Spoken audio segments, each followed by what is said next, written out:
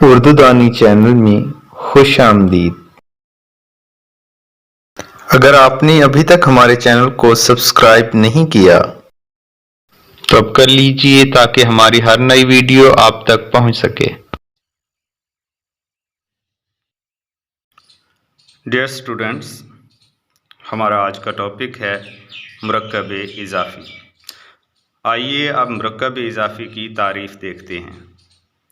वो मुरक्कब जो इसमें सिफ़त और मौसूफ़ से मिलकर बने मुरक्कब इज़ाफ़ी कहलाता है। आइए अब मुरक्कब इज़ाफ़ी की मिसाल देखते हैं।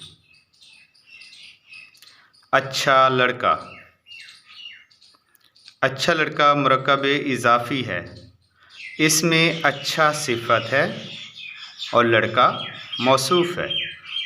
सिफ़त किसी खूबी को कहते हैं, लेकिन इसमें सिफ़त में हम किसी खूबी या ख़ामी को सिफ़त ही लेंगे और जिसकी खूबी या ख़ामी बयान की जाए उसे मौसूफ़ कहते हैं। जैसे इस जुमले में लड़के की सिफ़त है अच्छा होना।